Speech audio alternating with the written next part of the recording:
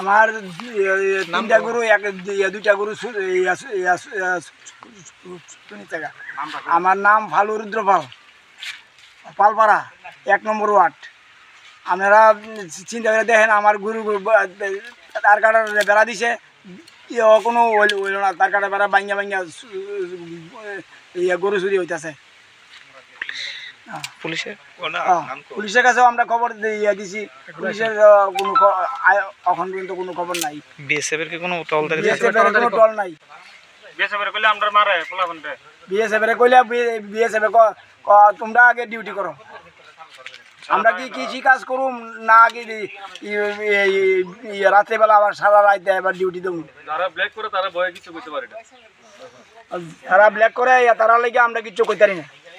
মুখ্যমন্ত্রীর কাছে কোনো আবেদন আছে? মুখ্যমন্ত্রীর কাছে আমরা আমার এই আবেদন, আমার গরুটি যাতে সুরক্ষাভাবে রাখতাম পারি।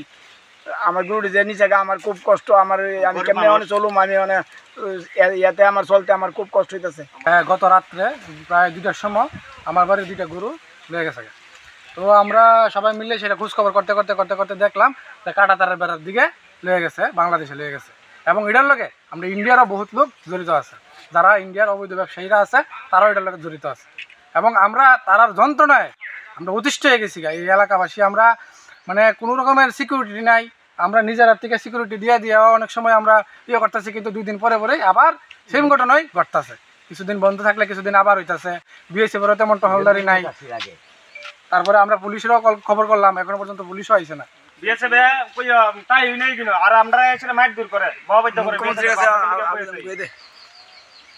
মুখ্যমন্ত্রীর কাছে আমরা এটা একটা আবেদন যে আমরা এই এলাকাটারে বিশেষ করে যাতে নজর দেয়, এবং আমাদের এই এলাকাটা অবৈধ ব্যবসা, ব্ল্যাক ব্যবসার মধ্যে যে জড়িত হয়ে গেছে এতভাবে, হ্যাঁ, এই ব্যবসাটা থেকে যাতে এই এলাকাটা প্রতিদিন 100 থেকে 150 লোক এই বাংলাদেশ থেকে উঠানামা করে, হ্যাঁ, শরীবত। অথচ যে বাড়ি চুরি হয়েছে তার বাড়ির থেকে ঠিক মনে করেন 500 মিটার দূরে তো না বিএসএফ ক্যাম্প, এবং 100 মিটার দূরে তো না ওপি আছে, বিএসএফ এর ওপি আছে।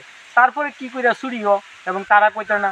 সকাল থেকে এখন 10টা বাজে, পুলিশের কোনো খবর নাই। থানার মধ্যে না হইলে মনে 50 বার কল করা হয়েছে, তারা কোনো আইতেছে না।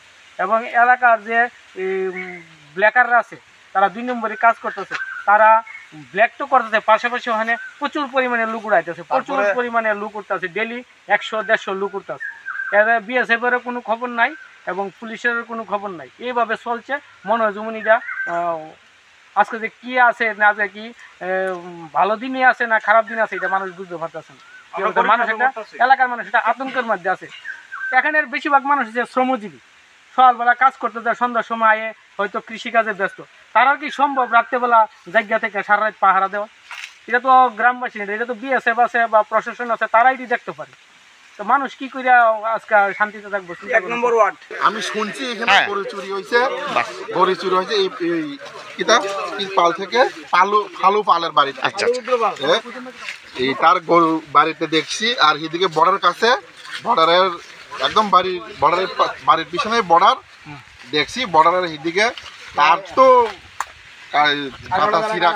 বান্ধা ফুন্দা আছে, আর এমনি খোলা নাই, বান্ধা আছে। বর্ডারের কাছে বাড়ি, তার বলে গরু 2টা চুরি হয়েছে। কটা গরু? 2টা। আচ্ছা, কোন জায়গা এটা? এটা জায়গার নাম কি? লঙ্কামোড়া পালপাড়া।